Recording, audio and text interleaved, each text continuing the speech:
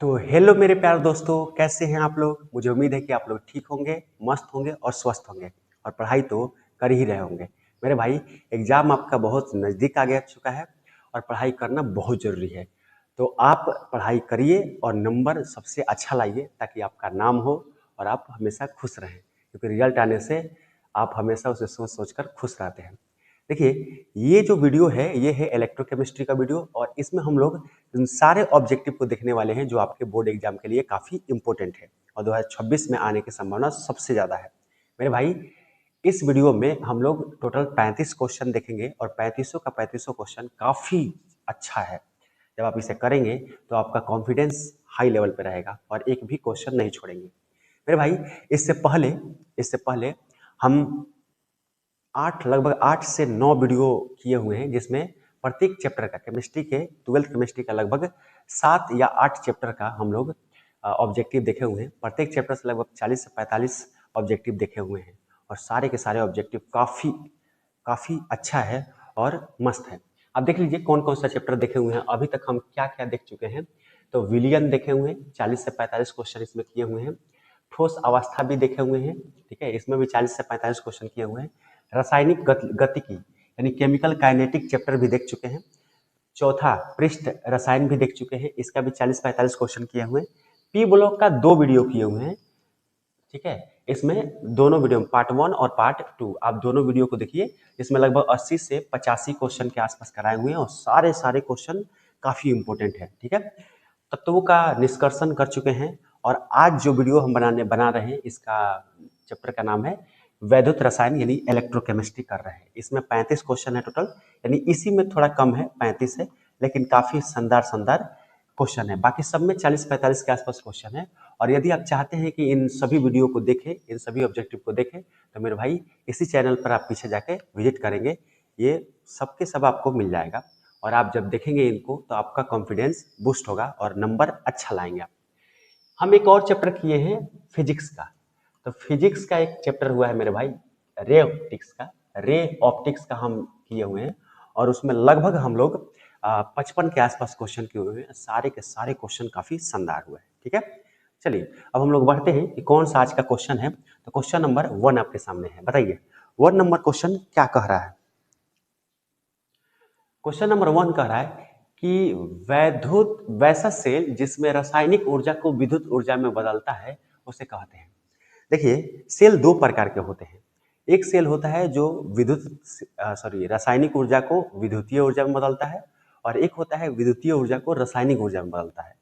तो जो सेल रासायनिक ऊर्जा को विद्युतीय ऊर्जा में बदलता है उसे हम विद्युत रासायनिक सेल कहते हैं, यानी उसे ही हम गैल्वेनिक सेल या वोल्टेइक सेल कहते हैं। ये तीनों एक ही नाम है, तो याद रखिएगा, उसे वैद्युत रासायनिक सेल कहते हैं, ठीक है। क्वेश्चन नंबर 2 आपके सामने है, विद्युत रासायनिक सेल में एनोड की प्रकृति होती है। विद्युत रासायनिक सेल में एनोड की प्रकृति क्या होती है। तो देखिए, विद्युत रासायनिक सेल में एनोड की जो प्रकृति होती है, याद रखिए, एक ट्रिक से आप इसे जान सकते हैं, LOAN। आपको लोन एक ट्रिक याद रखना है, ठीक है। तो जब भी विद्युत रासायनिक सेल या गैल्वेनिक सेल या वोल्टेइक सेल के विषय में पूछे तो लोन आपको याद रखना है। लोन का फुल फॉर्म क्या होता है, लेफ्ट ऑक्सीडेशन एनोड और नेगेटिव, ठीक है, नेगेटिव। तो देखिए, विद्युत रासायनिक सेल में लेफ्ट में जो इलेक्ट्रोड होता है वो एनोड होता है। एनोड पर होता है ऑक्सीडेशन और एनोड जो होता है वो नेगेटिव प्रकृति का होता है। तो एनोड कैसा होता है, ऋणात्मक प्रकृति का होता है। ऑप्शन नंबर ए हो जाएगा, ठीक है। क्वेश्चन नंबर 3 देखिए, क्या है क्वेश्चन नंबर 3। विद्युत रासायनिक सेल में कैथोड की प्रकृति होती है। तो एनोड जब नेगेटिव होगा तो कैथोड उसके उल्टा हो जाता है, तो कैथोड हो जाता है धनात्मक। ऑप्शन नंबर बी हो जाएगा, कैथोड क्या होगा, धनात्मक हो जाएगा, ठीक है। क्वेश्चन नंबर 4 देखिए, 4 कह रहा है विद्युत रासायनिक सेल में एनोड पर कौन सी प्रक्रिया होती है। मेरे भाई आपको बताना है विद्युत रासायनिक सेल में एनोड पर कौन सी प्रक्रिया होती है। तो अभी बताए, एनोड पर ऑक्सीडेशन होता है, ठीक है। तो विद्युत रासायनिक सेल में एनोड पर क्या होता है, ऑक्सीडेशन होता है, ऑक्सीकरण होता है, और कैथोड पर अवकरण होता है, ठीक है। क्वेश्चन नंबर 5 है, निम्नलिखित में कौन विलयन विद्युत का संचालन करते हैं। तो देखिए, विलयन में विद्युत का संचालन करते हैं। तो विलयन में जब भी विद्युत का संचालन आपसे पूछें तो याद रखिएगा, विलयन में विद्युत का संचालन आयंस करते हैं। आयंस का मतलब वैद्युत अपघट्य करते हैं, वैद्युत अपघट्य को ही आयंस कह सकते हैं। तो आयनों के द्वारा विलयन में विद्युत का संचालन होता है, तो ऑप्शन नंबर ए हो जाएगा। और जब भी आपसे पूछे कि इलेक्ट्रॉनों के द्वारा विद्युत का संचालन किसमें होता है, तो धातुओं में होता है। ठीक है, गैल्वेनिक सेल में एनोड होता है, आपको बताना है गैल्वेनिक सेल में, तब विद्युत रासायनिक सेल को ही हम गैल्वेनिक सेल कहते हैं। और एनोड अभी बताए कि ऋणात्मक इलेक्ट्रोड होता है, यानी एनोड जो होता है वो नेगेटिव होता है। ठीक है, क्वेश्चन नंबर आपके पास 7th है। विद्युत धारा जब किसी चालक से इलेक्ट्रॉनों के द्वारा प्रभावित होती है तो चालक को कहते हैं, 2019 का क्वेश्चन है मेरे भाई। तब विद्युत धारा जब किसी चालक से इलेक्ट्रॉनों के द्वारा प्रभावित होती है, तो इलेक्ट्रॉनों के द्वारा प्रभावित होती है तो उसे धात्विक चालक कहते हैं। धात्विक चालक के द्वारा ही इलेक्ट्रॉनों से विद्युत का प्रवाह होता है। क्वेश्चन नंबर 8 है आपके सामने।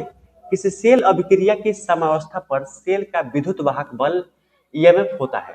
तो याद रखिए, किसी सेल अभिक्रिया, कोई भी सेल अभिक्रिया हो, जब वो साम्य अवस्था में हो यानी इक्विलिब्रियम में हो, तो उसका ईएमएफ कितना होगा, तो उसका ईएमएफ हमेशा यानी ई सेल बराबर हमेशा 0 होता है। ठीक है, तो विद्युत वाहक बल हमेशा कितना होता है, 0 होता है। ऑप्शन नंबर बी हो जाएगा। ठीक है, क्वेश्चन नंबर आपके सामने है 9।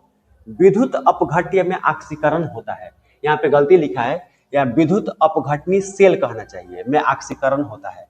तो ऑक्सीकरण जब भी कहे तो एक ट्रिक याद रखना है, सीआर आउ। ठीक है, तो C4 होता है कैथोड, R होता है रिडक्शन। तो कैथोड पर होता है रिडक्शन यानी अवकरण, A4 होता है एनोड, O4 होता है ऑक्सीडेशन। तो एनोड पर होता है ऑक्सीकरण, तो एनोड पर ऑक्सीकरण होगा, यानी ऑक्सीकरण किस पर होगा, एनोड पर होगा। ऑप्शन नंबर ए हो जाएगा। ठीक है, क्वेश्चन नंबर आपके सामने है 10। जंग है लोहा का चूर्ण, या फेरस ऑक्साइड, या फेरिक ऑक्साइड, या जलयोजित फेरिक ऑक्साइड। देखिए, जंग का सूत्र होता है Fe3O4 × XH2। ठीक है, अब देखिए इसे बोलते हैं फेरिक ऑक्साइड, और यहाँ पे जल है तो जलयोजित फेरिक ऑक्साइड कह सकते हैं। और X क्या है, ये जल की मात्रा है। तो जलयोजित फेरिक ऑक्साइड जो होता है वो ऑप्शन हो जाएगा ऑप्शन नंबर डी। ठीक है, क्वेश्चन नंबर 11 है। निम्न में कौन धातु विद्युत अपघटन से प्राप्त नहीं होता है। देखिए, यहाँ पे सोडियम जो है ये विद्युत अपघटन से प्राप्त होता है, यानी NaCl से Na प्राप्त कर लेते हैं। और ये किस पर प्राप्त होता है, ये हमेशा कैथोड पर प्राप्त होता है, धातुएं कैथोड पर प्राप्त होते हैं। मैग्नीशियम जो है ये MgCl2 से प्राप्त होता है विद्युत अपघटन द्वारा। एल्युमिनियम AlCl3 के द्वारा प्राप्त होता है। और लोहा प्राप्त नहीं होता है, यानी ऑप्शन नंबर डी हो जाएगा, डी विद्युत अपघटन द्वारा प्राप्त नहीं होगा। क्वेश्चन नंबर आपके सामने है 12। आयनीकरण का सिद्धांत किसने दिया था। याद रखिएगा, आयनीकरण का सिद्धांत फैराडे साहब ने दिया था मेरे भाई। फैराडे साहब ने आयनीकरण का सिद्धांत दिया था, इन्होंने 2 नियम दिया था फैराडे के। ठीक है, 13 नंबर क्वेश्चन कह रहा है कि ZnS यानी सोलिड और Zn एक्वस ये साल्ट ब्रिज है, कॉपर +2 एक्वस से कॉपर सोलिड। ये सेल किस प्रकार का सेल है, तो जब भी जिंक एनोड और कॉपर कैथोड का काम करेगी सेल में, तो वो डेनियल सेल होगा। ऑप्शन नंबर बी हो जाएगा, डेनियल सेल इसका नाम होगा। ठीक है, क्वेश्चन नंबर 14 है। ए, बी, सी और डी धातुओं के मानक इलेक्ट्रोड विभव क्रमशः इतना इतना इतना इतना है, तो इनमें से किस धातु की अवकरण क्षमता सबसे अधिक होगी। तो मानक इलेक्ट्रोड विभव यानी स्टैंडर्ड इलेक्ट्रोड पोटेंशियल का मान दे रखा है, 4 रॉड है, A, B, C, D 4 rod है। तो इनका स्टैंडर्ड इलेक्ट्रोड पोटेंशियल दे रखा है। स्टैंडर्ड इलेक्ट्रोड पोटेंशियल का मतलब होता है reduction potential, standard reduction potential यानी अवकरण विभव। और जिसका अवकरण विभव ज्यादा होता है, याद रखिएगा, उसकी अवकरण क्षमता, उसकी जो अवकरण क्षमता होगी मेरे भाई, वो सबसे ज्यादा होगी। ठीक है, तो आपको बताना है कि चारों में से किस रॉड का अवकरण क्षमता ज्यादा होगा। ठीक है, तो जिसका वैल्यू ज्यादा होगा, यानी जिसका मानक इलेक्ट्रोड विभव का वैल्यू ज्यादा होगा। तो ये -3.05 है, ये -1.66, ये -0.40 और ये +0.80 यानी 80। तो सबसे ज्यादा जो मान है ये +0.80 का है, जो डी रॉड का विभव है। ठीक है, ये डी का ना है, ये ए का है, ये बी का है, ये सी का है और ये डी का है। तो डी का वैल्यू ज्यादा है, तो डी का अवकरण क्षमता भी क्या होगा, ज्यादा होगा। ठीक है, ऐसा ही क्वेश्चन एक 2021 में पूछा हुआ है, इसे आप बताएंगे। ए, बी और सी तत्वों का मानक अपचयन विभव, यानी अपचयन विभव का मतलब यह रिडक्शन पोटेंशियल। इसका भी आपको अवकरण विभव दे रखा है, जो पीछे बताए थे अवकरण विभव वही दे रखा है। तो अवकरण विभव इतना इतना इतना है, 3 रॉड है, ये ए का मान है, ये बी का मान है और ये सी का मान है, ठीक है। तो उनकी अपचयन शक्ति बताना है, यानी अपचयन क्षमता। तो आपको रिडक्शन पावर बताना है कि किसका रिडक्शन ज्यादा होगा, वही अवकरण क्षमता आपको बताना है। तो जिस रॉड का रिडक्शन पोटेंशियल ज्यादा होगा उसका अवकरण क्षमता भी क्या होगा, ज्यादा होगा। तो देखिए कॉस का ज्यादा है, सबसे ज्यादा ए का मान है, प्लस में है, उसके बाद सी का मान है -0.50 है, और सबसे कम है -2.50, क्योंकि ये माइनस में सबसे ज्यादा है, तो ये सबसे कम यही है बी। तो सबसे ज्यादा ए, उससे कम सी, उससे कम बी, तो A C B, option number B हो जाएगा, B4 बाहुबली हो जाएगा मेरे भाई, ठीक है।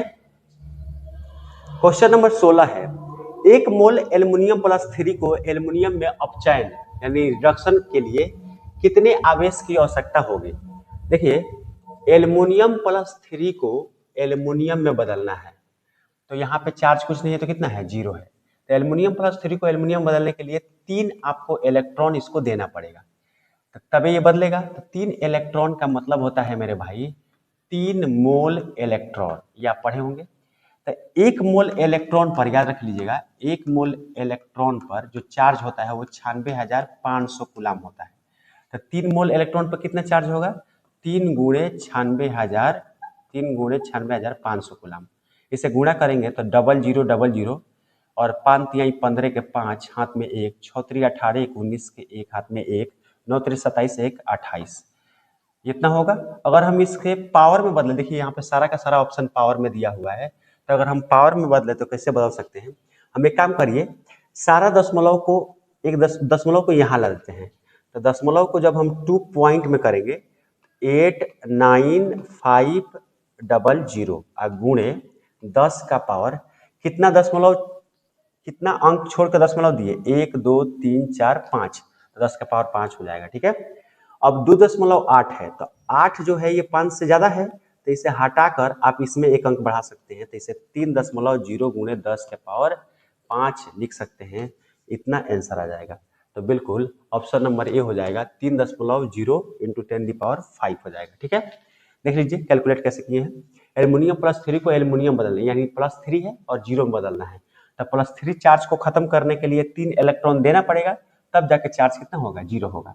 अब 3 इलेक्ट्रॉन देने का मतलब 3 मोल इलेक्ट्रॉन आप दिए हुए हैं, और 1 मोल इलेक्ट्रॉन पर जो चार्ज होता है वो 96,500 होता है। तो 3 मोल पर कितना होगा, 96,500 गुणे 3, गुणा करने पर इतना आ रहा है मेरे भाई, और इसे जब पॉइंट में बदलते हैं तो आपको निकल जाता है 3.0 इंटू 10⁵। चलिए क्वेश्चन नंबर आपका 17, इसे आप बताएंगे, बहुत शानदार क्वेश्चन है ये, थोड़ा सा आपको इसमें याद करना पड़ेगा। कह रहा है कि किसका ऑक्सीकरण विभव सबसे अधिक होगा। तो किसका ऑक्सीकरण विभव, यहाँ पे ऑक्सीकरण विभव का चार्ट दे रखा है। देखिए कौन कौन सा धातु है, जिंक है, कॉपर है, Ag है और मैग्नीशियम है। तो मैग्नीशियम यहाँ पे है, जिंक यहाँ है, जिंक यहाँ, कॉपर यहाँ है, Ag यहाँ है, 4 हो गया। अब देखिए नीचे से ऊपर आप जाएंगे तो ऑक्सीडेशन पोटेंशियल यानी ऑक्सीकरण विभव बढ़ेगा, क्या होगा, इंक्रीज करेगा। तो सबसे ऊपर है मैग्नीशियम और इसका ऑक्सीकरण विभव सबसे ज्यादा होगा, उससे कम जिंक, उससे कम कॉपर और उससे कम Ag। तो सबसे ज्यादा ऑक्सीकरण विभव पूछा है, मैग्नीशियम का होगा, ऑप्शन नंबर डी हो जाएगा। इस चार्ट से आप पता कर सकते हैं, ठीक है। चलिए क्वेश्चन नंबर आपके सामने है 18, सोडियम क्लोराइड के जलीय घोल का विद्युत विच्छेदन कराने पर एनोड और कैथोड पर प्राप्त क्या होगा, ठीक है। तो NaCl है और इसमें पानी भी डाल दिया गया है, HOH, ठीक है। देखिए NaCl है और इसमें पानी भी डाल दिया गया, जलीय HOH, जलीय NaCl कहाँ है ना, तो जलीय NaCl कहाँ है, तो NaCl प्लस H2O। अब देखिए NaCl को तोड़िएगा तो Na प्लस आएगा और Cl माइनस आएगा, और H2O को तोड़िएगा तो H प्लस और OH माइनस आएगा, ठीक है। अब आपको बताना है देखिए एनोड पर और कैथोड पर, ठीक है,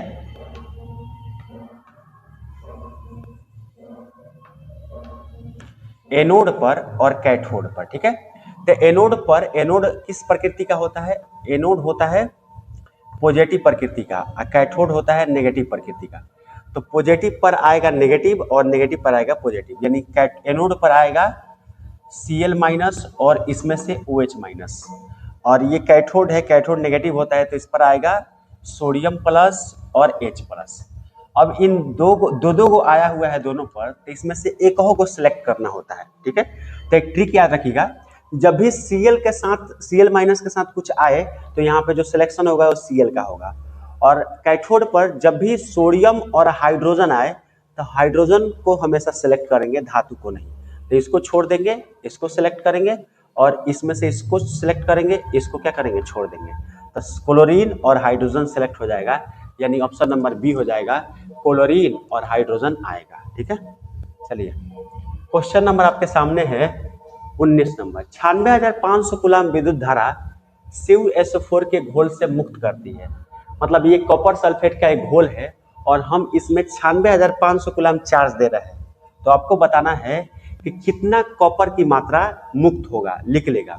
तो ये क्वेश्चन 2013, 2015, 2016 3 साल पूछा हुआ है और ये 4 ऑप्शन दिया हुआ है।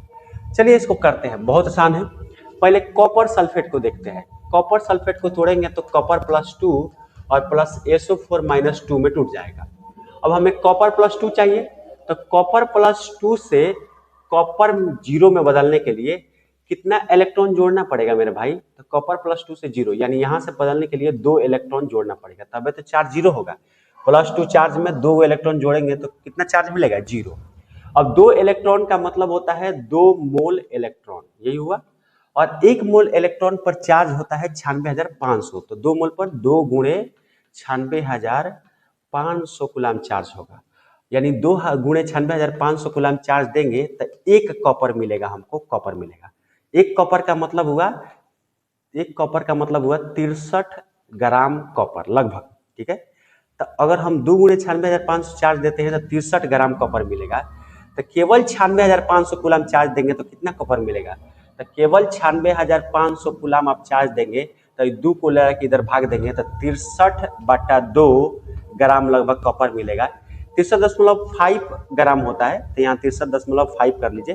तो 63.5 ग्राम में 2 से भाग देंगे तो 96,500 कूलम द्वारा दिए गए चार्ज पर कॉपर मिल जाएगा। तो इसे भाग देने पर 31.75 ग्राम कॉपर आएगा।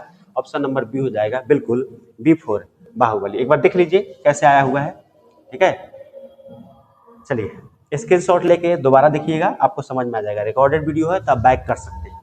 1 फैराडे चार्ज होता है, ये 2 साल पूछा हुआ है, 2019 और 22। देखिए 1 फैराडे चार्ज होता है 96,448 कूलम, इतना एग्जैक्ट होता है, लेकिन लगभग होता है 96,500, हम लोग मान लेते हैं। तो लगभग 96,500 होता है, लेकिन एग्जैक्ट 96,448 होता है। तो 96,500 कूलम एग्जैक्ट तो नहीं होगा, और 96,500 कूलम लगभग, तो ऑप्शन नंबर सी हो जाएगा, लगभग 96,500 कूलम होता है, ठीक है। क्वेश्चन तो विशिष्ट प्रतिरोध की इकाई, विशिष्ट प्रतिरोध मतलब रो बराबर होता है RA/L। यहाँ R क्या है? प्रतिरोध। A क्या है? ये इलेक्ट्रोड का क्षेत्रफल है, और L है लंबाई, इलेक्ट्रोडों के बीच की लंबाई। मेरे भाई रो का R का मात्रक होता है ओम लिख देते हैं। ए का मात्रक सब सेंटीमीटर में दिया हुआ है, यहाँ पे तो सेंटीमीटर में रख देते हैं। तो क्षेत्रफल का मात्रक सेंटीमीटर² अब बटा L लंबाई है, तो लंबाई केवल सेंटीमीटर। 1 सेंटीमीटर से 1 सेंटीमीटर कट जाएगा तो ऊपर बचेगा ओम और 1 सेंटीमीटर, यानी इसका मात्रक हो जाएगा ओम सेंटीमीटर। बिल्कुल ऑप्शन नंबर सी हो जाएगा, ओम सेंटीमीटर, ठीक है। और आपके सामने है 22। हाइड्रोजन ऑक्सीजन सेल निम्नलिखित में से किस तरह का सेल है? ये 2022 का क्वेश्चन है। हाइड्रोजन ऑक्सीजन सेल को हम ईंधन सेल कहते हैं, याद रखिएगा। कौन सा सेल? ईंधन सेल, ऑप्शन नंबर सी। और इसका प्रयोग अपोलो मिशन यानी रॉकेट को उड़ाने में करते हैं, ठीक है। क्वेश्चन नंबर आपका 23 है। एक फैराडे विद्युत धारा प्रवाहित करने पर प्राप्त मात्रा बराबर होती है। 2017 का क्वेश्चन है, तो याद रखिएगा 1 फैराडे विद्युत धारा प्रवाहित करने पर प्राप्त जो मात्रा होती है वो विद्युत रासायनिक तुल्यांक होती है। ऑप्शन नंबर सी होती है, याद कर लीजिएगा, विद्युत रासायनिक तुल्यांक होती है। ठीक है, क्वेश्चन नंबर आपके सामने है 24। वैद्युत अपघट्य सेल में इलेक्ट्रॉन जिस इलेक्ट्रोड से घोल में प्रविष्ट होता है यानी प्रवाहित होता है उसे कहते हैं। तो देखिए, वैद्युत रासायनिक सेल में इलेक्ट्रॉन जिस इलेक्ट्रोड से रॉड से प्रवाहित होता है सॉल्यूशन में जाता है, विलयन में जाता है, उसे हम कैथोड कहते हैं। ठीक है, और विलयन से इलेक्ट्रॉन जिस रॉड पर जाता है उसे हम एनोड कहते हैं। ठीक है, तब विलयन से इलेक्ट्रॉन एनोड पर जाता है और कैथोड से इलेक्ट्रॉन विलयन में आता है यानी विलयन में प्रविष्ट होता है। तो ऑप्शन नंबर हो जाएगा कैथोड, A4। आओ ना कभी हवेली पर। क्वेश्चन नंबर 26 आपके सामने है, किसी चालकत्व सेल का सेल स्थिरांक कितना होगा। आपको बताना है सेल स्थिरांक का मान कितना होता है। तो सेल स्थिरांक का जो मान होता है इसे निकाल आप सकते हैं। ठीक है, किसी चालकत्व सेल का सेल स्थिरांक कितना होता है, तो देखिए हम निकाल कर आपको बताते हैं। ठीक है, तो एक फार्मूला होता है कि रो बराबर होता है RA/L। ठीक है, ये फार्मूला होता है। रो होता है विशिष्ट चालकता, तो यदि हम विशिष्ट प्रतिरोध होता है। रो क्या होता है, विशिष्ट प्रतिरोध। अगर हम विशिष्ट चालकता निकालते हैं तो विशिष्ट चालकता का मान होता है 1/रो, और विशिष्ट चालकता को हम कप्पा से सूचित करते हैं। विशिष्ट चालकता हो गया, ये विशिष्ट प्रतिरोध हो गया। अब 1/रो होता है, 1/रो का मान रख देते हैं RA/L। ठीक है, तो यहां से निकल जाएगा 1/RA, L ऊपर चल जाएगा तो गुणे L। ठीक है, तो हम कह सकते हैं कि 1/R, यहाँ कह सकते हैं 1/R गुणे L/A कह सकते हैं। ठीक है, तो ये कप्पा बराबर हो जाएगा 1/R गुणे L/A। ठीक है, अब जो L/A है ना, इसी को बोलते हैं हम लोग मेरे भाई सेल स्थिरांक, सेल कांस्टेंट, L/A। तो L/A को ही, ऑप्शन नंबर ए, L/A को ही हम क्या बोलते हैं, सेल कांस्टेंट। L क्या है, L होता है इलेक्ट्रोडों के बीच की दूरी और A होता है इलेक्ट्रोडों का क्षेत्रफल। आप पढ़े होंगे जब इलेक्ट्रोकेमिस्ट्री तो समझे होंगे।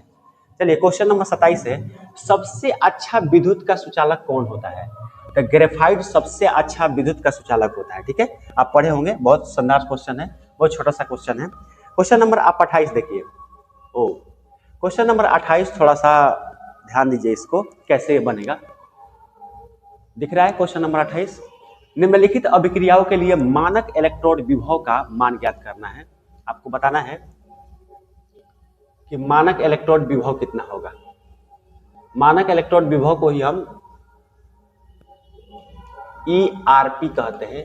ठीक है, ई रिडक्शन पोटेंशियल कहते हैं, ई नॉट रिडक्शन पोटेंशियल। ठीक है, तो कैसे निकालेंगे, देखिए अगर आपको मानक इलेक्ट्रोड विभव निकालना है, जनरली EMF निकालने के लिए बोल रहा है, तो ई सेल निकालने के लिए होता है फॉर्मूला ई रिडक्शन पोटेंशियल कैथोड का और माइनस ई रिडक्शन पोटेंशियल एनोड का। यदि कैथोड के रिडक्शन पोटेंशियल से एनोड का रिडक्शन पोटेंशियल घटा देंगे तो आपका ई सेल आ जाएगा, सेल का EMF आ जाएगा, और उसी को आप मानक इलेक्ट्रोड विभव कह सकते हैं। ठीक है, तब इसे निकालने का कैसे निकालेंगे, देखिए यहाँ पे आपको दे रखा है सेल। ठीक है, SN+2 salt bridge, Ag plus से Ag। तो याद रखिएगा, जो पहला होता है इसमें वो होता है एनोड और दूसरा जो होता है वो कैथोड होता है। तो Sn है, जो टीन है वो एनोड है और Ag क्या है, कैथोड है। ठीक है, तो यहाँ पे जो ये विभव दे रखा है, देखिए यहाँ पे स्टैंडर्ड विभव दे रखा है, तो ये Sn वाला जो होगा ये वाला होगा एनोड। ठीक है, और ये वाला जो ऊपर वाला होगा ये होगा कैथोड। ठीक है, एनोड का रिडक्शन पोटेंशियल दिया है कि ऑक्सीडेशन पोटेंशियल दिया है। देखिए ये +2 से 0 में आया है, यहाँ पे 0 होगा, यहाँ पे +2, तो +2 से 0 का मतलब घटा हुआ है। जब ऑक्सीडेशन नंबर घटता है तो ये रिडक्शन पोटेंशियल ही दे रखा है, यानी जो हमको चाहिए वो दे रखा है। एनोड का हमको रिडक्शन पोटेंशियल चाहिए तो हमको दे रखा है कितना, -0.14। थोड़ा देखते हैं कैथोड का क्या दे रखा है। तो कैथोड प्लस से 0 में आ रहा है, तो कैथोड प्लस से 0 में आ रहा है तो इसका भी रिडक्शन पोटेंशियल ही दे रखा है, यानी प्लस से 0 में आए तो रिडक्शन पोटेंशियल होता है, तो इसका भी दे रखा है +0.80 वोल्ट। तो रख देंगे मान, तो मान रखने पर कैथोड का रिडक्शन पोटेंशियल, तो कैथोड ये है तो इसका रिडक्शन पोटेंशियल 0.80 है, ठीक है, प्लस में, और फार्मूला में माइनस है। और एनोड का रिडक्शन पोटेंशियल दे रखा है माइनस 0.14, तो यहाँ हो जाएगा 0.80 माइनस माइनस प्लस 0.40। जब इसे जोड़ेंगे तो 0 में 0, 8 4 12 के 2 पॉइंट है तो पॉइंट 1, 0 0 0 और 1.20 इसका आंसर होगा 1.20। ऑप्शन में नहीं है क्या? कुछ गलती हुआ है? ये है एनोड और ये है कैथोड, तो cathode minus anode. Oh my God, यहाँ पे थोड़ा सा गलती जोड़ा गया है, देखिए ये थोड़ा सा मिस्टेक हुआ है। यहाँ पे 0.14 है, तो यहाँ हटाते हैं, यहाँ पे करते हैं 0.14। अब जोड़िए इसको, अब जोड़ने पर ये हटा दीजिए, तो 4 और 0 4 हो जाएगा, 8 और 1 9 हो जाएगा, 0.000, तो 0.94 volt, 0.94 volt option number D हो जाएगा। ठीक है, चलिए क्वेश्चन नंबर आपके पास है ये कितना नंबर क्वेश्चन है मेरे भाई? 29 नंबर क्वेश्चन, ये 29 नंबर क्वेश्चन है। कोलरॉज का नियम होता है, देखिए इसको फोटो डाला गया है। कोलरॉज का नियम जो होता है वो होता है लेमडा m इन्फिनिटी बराबर plus lambda plus minus lambda. ठीक है, जैसे मान लीजिए आपको NaCl का निकालने के लिए कह दे, तो लेमडा NaCl बराबर होगा लेमडा Na प्लस और प्लस लेमडा Cl माइनस, ऐसे होता है। तो ऑप्शन नंबर बी हो जाएगा, B4 बाहुबली। ठीक है, चलिए क्वेश्चन नंबर 30 देखिए, फैराडे का प्रथम नियम क्या है? तो फैराडे का प्रथम नियम होता है E is equal to ZIT। Z है जो रासायनिक तुल्यांक है, समतुल्यांक है, और I है करंट और T है समय। ठीक है, तो E is equal to ZIT इसका फॉर्मूला होता है, याद रखिएगा। गलित NaCl का विद्युत विच्छेदन कराने पर एनोड पर प्राप्त होता है। देखिए गलित जब भी कहे, जलीय और गलित में अंतर होता है। NaCl केवल गलित कह रहा है, तो इसे पिघला कर कहा जा रहा है कि एनोड और कैथोड पर क्या मिलेगा। तो एनोड और कैथोड, एनोड आपको पता होगा कि पॉजिटिव होता है और कैथोड नेगेटिव होता है, और इसमें ये प्लस होता है और ये माइनस। तो एनोड पॉजिटिव होता है तो इस पर नेगेटिव आएगा Cl माइनस, और ये नेगेटिव होता है तो इस पर पॉजिटिव आएगा Na प्लस। ठीक है, तो कह रहा है कि एनोड पर क्या मिलेगा, तो एनोड पर Cl मिलेगा, बिल्कुल ऑप्शन नंबर बी हो जाएगा। ठीक है, चलिए चालकता का मात्रक होगा, चालकता आपको बताना है, कंडक्टेंस यानी C का मात्रक होगा, तो C बराबर होता है 1/R, 1 प्रतिरोध, 1 प्रतिरोध का मात्रक होता है ओम। जब ओम ऊपर जाएगा, अभी कुछ नहीं पावर है तो 1 है, और जब पावर ऊपर जाएगा तो ओम का पावर -1 हो जाएगा, यानी ओम इनवर्स हो जाएगा, ऑप्शन नंबर बी हो जाएगा। ठीक है, चलिए क्वेश्चन नंबर आपके सामने है 33, मर्क्यूरी सेल क्या है? देखिए मरकरी सेल एक प्रकार का प्राथमिक सेल होता है। मरकरी सेल एक प्रकार का क्या होता है? प्राथमिक सेल। इस सेल को आप बार बार चार्ज नहीं कर सकते हैं, ये एक ही बार चार्ज हो सकता है। आप घड़ी में या रिमोट में ऐसा बैटरी देखे होंगे, छोटा सा होता है, एकदम व्हाइट बैटरी होता है, उसे ही हम मरकरी सेल कहते हैं, और ये प्राथमिक सेल होता है जिसे दोबारा चार्ज हम नहीं कर पाते हैं। ठीक है, क्वेश्चन नंबर आपके सामने है 34, लेड संचयक सेल क्या है? देखिए लेड संचयक सेल जो हमारे घरों में यूज होता है इन्वर्टर के रूप में, बड़े बड़े आप बैटरी यूज करते हैं, वो लेड संचयक बैटरी है, और वो एक प्रकार का द्वितीयक सेल है। द्वितीयक सेल क्यों है? क्योंकि इसे आप बार बार आवेशित कर सकते हैं, चार्ज कर सकते हैं, और इसे बार बार आप यूज भी कर सकते हैं। तो यह एक प्रकार का द्वितीयक सेल है, ऑप्शन नंबर बी हो जाएगा। ठीक है, क्वेश्चन नंबर आपके सामने है 35, हाइड्रोजन ऑक्सीजन सेल का प्रयोग किया जाता है।